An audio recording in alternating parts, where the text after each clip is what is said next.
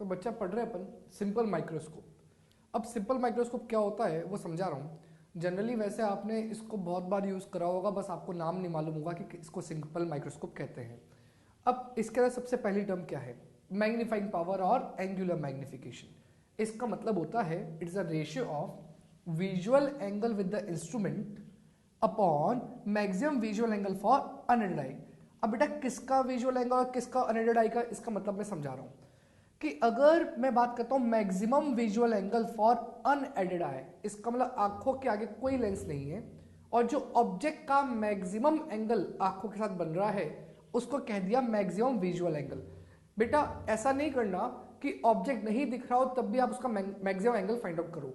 ये maximum angle तब होना चाहिए जब ऑब्जेक्ट आपको प्रॉपर्ली दिखाई देता है। तो बताओ कोई भी नॉर्मल आइज के लिए अपन कितने डिस्टेंस पे ऑब्जेक्ट रखें ताकि वो सबसे नजदीक भी हो और एंगल बड़ा बने? तो आंसर क्या होता है? 25 सेंटीमीटर। उस 25 सेंटीमीटर को अपन ऐसा भी लिखते हैं least distance of distinct vision और रिप्रेजेंट करते हैं कैपिटल डी से। बेटा ध्यान रखना कि जब भी कैपिटल डी की वैल्यू आए तो जनरली 25 सेंटीमीटर होती है जब तक कुछ और बोला नहीं जाए। एक तरीके से ये नियर पॉइंट है। पर मान लो किसी की आंखें डिफेक्टिव है, मायोपिया है, हाइपरमेट्रोपिया है या कोई भी केस आपको दे रखा हो तो वहां जरूर चेक करना कि नियर पॉइंट क्या है। जो नियर पॉइंट होगा वही अपन डी कंसीडर करेंगे। जब तक कुछ नहीं बोला जाएगा तो अपन नॉर्मल आइज के केस के अंदर डी की वैल्यू क्या लेंगे? 25 सेंटीमीटर। तो अब सिंपल माइक्रोस्कोप को मैं समझा रहा हूं कि सिंपल माइक्रोस्कोप होता क्या है। बेटा एक ऑब्जेक्ट है, जो ऑब्जेक्ट यहां रखा हुआ है जो मेरी आंखों से डी डिस्टेंस दूर है, मतलब 25 सेंटीमीटर दूर है, तो उस ऑब्जेक्ट का मेरी आंखों पे जो एंगल बनेगा वो क्या बन गया? अल्फा बन गया। और इस एंगल को ही मैं कहूंगा maximum visual angle for unaided eye. बेटा अगर इस ऑब्जेक्ट को मैं थोड़ा सा और पीछे करता तो जो एंगल बनता वो कैसा हो जाता? छोटा हो जाता। इसलिए मैंने वर्ड बोला मैक्सिमम कि इससे बड़ा एंगल पॉसिबल नहीं है फॉर अ प्रॉपर विजन। अब सिंपल माइक्रोस्कोप है क्या वो समझो। मैं चाहता हूं ये ऑब्जेक्ट मुझे और बड़ा दिखाई दे, तो अपन ये कैसे पॉसिबल कर सकते हैं? भाई मन में ख्याल आया कि इस ऑब्जेक्ट को उठा के पास में लिया हो तो विजुअल एंगल बढ़ जाएगा। पर बेटा दिक्कत क्या आ गई? अगर ऑब्जेक्ट को मैं पास में ले आऊंगा डी से कम डिस्टेंस पर तो 100% वो मुझे ब्लर दिखाई देगा और मेरा हेडेक भी स्टार्ट हो जाएगा। उस केस के लिए अपन ने बीच में क्या रख दिया? एक लेंस रख दिया। ये लेंस अब क्या काम करेगा? बिल्कुल चश्मे जैसा ही काम कर रहा है, बट अब वर्किंग समझ है इसकी। इस लेंस के लिए ये ऑब्जेक्ट जिसकी हाइट h है वो एज अ ऑब्जेक्ट बिहेव कर रहा है। क्या यहां से लाइट अंदर जाएगी लेंस में और लेंस से वापस जब बाहर निकलेगी तो वो रिफ्लेक्टेड रे क्या मेरी आंखों के लिए इंसिडेंट रे होगी? इसका मतलब लेंस की जो इमेज होगी वो मेरे आंखों के लिए ऑब्जेक्ट होगी। तो देखो क्या इस लेंस का ये ऑप्टिकल सेंटर और ये इसका फोकस, ऑब्जेक्ट उसके O और F के बीच में रखा हुआ है। याद करो अपन ने जब रे डायग्राम्स पढ़े थे तो जब भी ऑब्जेक्ट O और F के बीच में रखा होता है तो इमेज क्या बनती है? Behind the object. कैसे बनती है? Virtual, erect and magnified. तो मैंने यहां पर उसकी एक इमेज बना दी। तो ये जो इमेज बनेगी ये यहां पर इमेज बन गई। ये इमेज बेटा मैंने ऐसा रिप्रेजेंट करी, ये पूरी एक इमेज है। ये इमेज अभी मेरी आंखों से मिनिमम 25 सेंटीमीटर दूर होनी चाहिए और मैक्सिमम इन्फिनिटी तक हो सकती है, तब जाके बेटा मुझे ये इमेज प्रॉपर्ली दिखाई देगी। तो ये बात ध्यान रखो कि इमेज 25 पे कम से कम होनी चाहिए या फिर मैक्सिमम इन्फिनिटी तक होनी चाहिए। अब देखो मैंने डायरेक्टली लाइन ऐसे ही क्यों बना दी? ऐसा मेरे को कैसे ख्याल आया कि ये सिमिलर ट्रायंगल जैसा कुछ बन जाएगा? मैं एक बार रे डायग्राम को शो कर रहा हूं। क्या यहां पर ये लेंस, इस लेंस में ये ऑब्जेक्ट बेटा इसके O और F के बीच में रखा हुआ है। तो इसका रे डायग्राम कैसा था? याद करो, एक रे तो बेटा ऑप्टिकल सेंटर से सीधी चल गई, एक रे यहां से होती हुई फोकस से पास हो गई। ये दोनों रे कुछ डाइवर्जिंग फॉर्म में जा रही है, तो जब इनको मैं पीछे एक्सटेंड करूंगा तो यहां पर जाके उसकी इमेज बन जाएगी। ये जो इमेज बनेगी इसी इमेज की मैं बात कर रहा हूं। यही वो केस था जो अपन ने कॉन्वेक्स लेंस में पढ़ा था। अगर इसमें मैं एक लाइन हटा दूं जस्ट फॉर इजी डायग्राम, तो देखो क्या ये लाइन मैंने हटा दी, ये वाली मैंने इसको हटा दी। अब क्या डायग्राम दिखा तुम्हें? ये ऑब्जेक्ट, ये इमेज, क्या ये सिमिलर ट्रायंगल जैसा दिखाई दिया?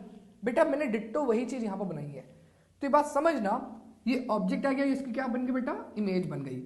अब मेरी आंखों को ये H वाला दिखाई नहीं दे रहा है, ये HI वाला दिखाई दे रहा है, बिकॉज जो लेंस की इमेज होगी वो आंखों के लिए ऑब्जेक्ट होगी।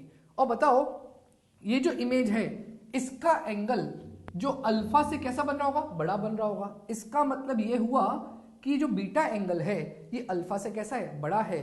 तो ये जो इमेज है इस ऑब्जेक्ट के रेस्पेक्ट में मुझे बड़ी दिख रही है। तो सिंपल माइक्रोस्कोप का काम क्या था कि जो ऑब्जेक्ट है उसकी जो इमेज बने वो बड़ी बने। तो यहां पर मैं क्या लिख सकता हूं कि मैग्नीफाइंग पावर, शॉर्ट फॉर्म लिख रहा हूं MP is equals to beta by alpha. अगर मैं उसको बीटा बाय अल्फा लिखता हूं तो मेरे पास बीटा की वैल्यू क्या आएगी। देखो बेटा, ये इस लेंस के बात करें तो लेंस मेरी आंखों के बहुत नजदीक मान के सॉल्व कर रहे हैं, तो tan beta is h upon you. क्या ये डिस्टेंस u होगा, तो लिख सकता हूं मैं this is h upon minus you upon, क्या ये जो tan अल्फा होगा ये similarly h upon minus D. बेटा माइनस जो साइन लगाया वो साइन कन्वेंशन के अकॉर्डिंग लगाया, तो आंसर क्या बन गया, this is equal to d by u. अब जो ये फॉर्मूला आया मैग्नीफाइंग पावर का, ये जनरल फॉर्मूला आ गया। अब जनरल फॉर्मूला कैसे वेरी करेगा वो समझा रहा हूं। अगर ये ऑब्जेक्ट अभी यहां पर है और मान लेते इमेज 25 पे बन रही है, इस ऑब्जेक्ट को मैं हल्का सा दूर करूंगा तो हो सकता है 25 की जगह 26 पे बन जाए, और हल्का सा दूर करूंगा हो सकता है 30 पे बन जाए। जब मैं इसको नियर बाई टू फोकस ले आऊंगा तो इमेज कहां बनेगी, इन्फिनिटी पर। इसका मतलब ये यू चेंज होगा तो मैग्नीफाइंग पावर क्या होगी, चेंज होगी। अब इसी चीज को मैं एक बार और बोल रहा हूं, ध्यान देना। ये क्या था, h, ऑब्जेक्ट का एंगल कितना बना आइस के साथ अल्फा। मैं चाहता हूं ये ऑब्जेक्ट बड़ा दिखे, ऑब्जेक्ट कहां लिया है, पास लिया है, और बीच में क्या रख दिया बेटा, लेंस।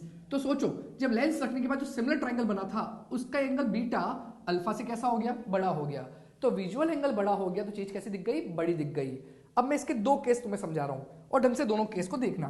पहला केस, क्या पहले केस के अंदर मैं मान के चल रहा हूं कि when image is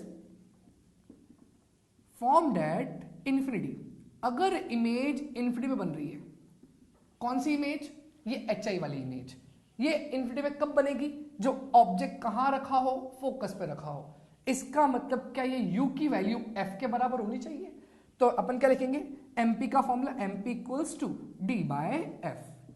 similarly second case, when image is formed at capital D, अगर इमेज कैपिटल D पे बनती है मतलब 25 सेंटीमीटर बनती है। बेटा मैंने यहां पर डायरेक्टली दो केस लिए, एक तो सबसे आखिरी पॉइंट और सबसे स्टार्टिंग पॉइंट 25 सेंटीमीटर और इंफिनिटी। तो इस केस में क्या लिखूंगा, 1 बाय एफ 1 बाय वी की वैल्यू बेटा minus d, minus 1 by u जो फॉर्मूला होता है उसके अंदर प्लस 1 बाय यू। अब अपने पास एमपी का जनरल फॉर्मूला क्या था, डी बाई यू। इस पूरी टर्म को मैं डी से मल्टीप्लाई कर रहा हूं ऊपर न्यूमरेटर में, तो क्या बन जाएगा, डी बाई एफ प्लस 1 या minus 1 plus d by u. अब बेटा मुझे ये डी बाई यू चाहिए, ये कैसे आएगा, इस 1 को इधर ले आओ। तो जब मैं इधर लाऊंगा तो d by u is equals to 1 plus d by f, और ये डी बाई यू बेटा और कुछ नहीं मैग्नीफाइंग पावर ही है, तो इसको क्या मैं एमपी भी लिख सकता हूं। तो यहां से मुझे एक और वैल्यू मिल गई। तो यहां से अपने को क्या समझना है वो समझना, ये इस केस में इमेज कहां बन रही है, इन्फिनिटी बन रही है। अब मन में ख्याल आ सकता है सर इमेज इन्फिनिटी बन रही है तो इमेज तो बहुत छोटी हो सकती है। तो बेटा एक बात ध्यान रखना, इमेज छोटी नहीं बनेगी, इमेज तो अभी भी ऑब्जेक्ट से बड़ी ही बनेगी। देखो क्या होगा, ये ऑब्जेक्ट यहां पर है, ये मान लेते हैं ये पॉइंट ऑप्टिकल सेंटर, अगर यहां पर लेंस रख देते हैं, और फोकस के बीच में है। अगर ऑब्जेक्ट में यहां पर भी रख दूंगा फोकस पे, जब इमेज इन्फिनिटी बनेगी तब भी ये एंगल अल्फा से तो बड़ा ही आएगा और बीटा से थोड़ा सा छोटा आएगा। अपने को क्या चाहिए कि एंगल अल्फा से तो बड़ा ही बने। इसका मतलब ये हुआ कि इस केस के अंदर भी एंगल अल्फा से तो बड़ा ही आएगा। तो ये एमपी मैग्नीफाइंग पावर का सबसे मिनिमम मैग्नीफाइंग पावर है जो अपन इस लेंस से मिल सकती है, और ये एमपी ये सबसे मैक्सिमम मैग्नीफाइंग पावर है जो इस लेंस से मिल सकती है। फॉर एग्जाम्पल मान लो इस लेंस की फोकल लेंथ है 5, अगर इसकी फोकल लेंथ है 5 सेंटीमीटर तो कम से कम मैग्नीफाइंग पावर क्या होगी, 25/5। इसका मतलब आएगा 5। इसका यह मतलब हुआ कि जो विजुअल एंगल होगा वो कम से कम 5 गुना बड़ा हो जाएगा।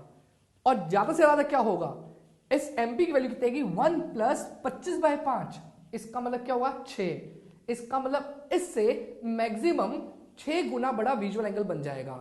तो कहने का मतलब है अगर आप बाजार से ऐसा लेंस लेके आए जिसकी फोकल लेंथ 5 सेंटीमीटर है, तो कम से कम आपको विजुअल एंगल जो मिलेगा वो 5 गुना बड़ा मिलेगा या फिर ज्यादा से ज्यादा 6 गुना बड़ा मिलेगा। इसका मतलब ये आपके पास एक रेंज आ गई। और ये जो MP है, ये MP क्या हो गई, मैग्नीफाइंग पावर, कि जो विजुअल एंगल है वो कितना बड़ा अपने को मिल रहा है with respect to the original one without lens. Focal length of simple microscope is 5 centimeter. Find magnifying power when image is formed at infinity and least distance of distinct vision.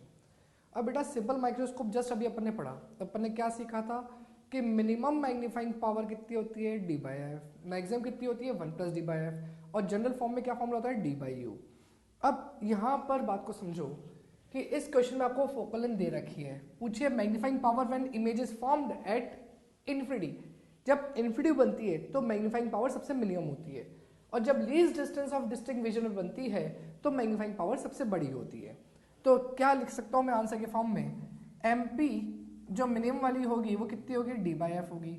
तो क्या होगा 25/5 कितना आ जाएगा 5, और MP मैक्सिमम वाली जब D पर बन रही है least distance of distinct vision 1 + d/f कितना हो जाएगा 1 + 25/5 कितना हो जाएगा 6। इसका मतलब कम से कम जो इमेज होगी वो ऑब्जेक्ट के रेस्पेक्ट में एंगुलर मैग्निफिकेशन 5 गुना होगा या फिर ज्यादा से ज्यादा 6 गुना होगा। इसका मतलब 5 और 6, 5 से लेकर 6 उसके लिमिट है। ऐसा मत सोचना कि वो 6 के बाहर चल जाएगा या 5 से कम हो जाएगा, नहीं। अगर अपन ये सिंपल माइक्रोस्कोप यूज करेंगे तो 5 से 6 गुना ही होगा। बेटा सिंपल माइक्रोस्कोप क्या होता है, वो जो ज्योति वाला लेंस होता है या डिटेक्टिव वाला लेंस होता है वो सिंपल माइक्रोस्कोप ही है। कभी आपने अपने हाथ को देखा है तो अपना हाथ थोड़ा सा मैग्नीफाई दिखता है, और कैसा दिखता है, सीधा दिखता है। तो वही अपने को देखना है, अपने को अपना ओरिजिनल हाथ नहीं दिखता, अपने को सिर्फ क्या दिखती है, वो जो बड़ी इमेज बनी वो दिखाई देती है। यहां पर power of simple microscope is 4 dioptre. Where should an object be placed to obtain maximum magnifying power. अब बोला है ऑब्जेक्ट कहां रखें ताकि मैक्सिमम मैग्नीफाइंग पावर मिल जाए।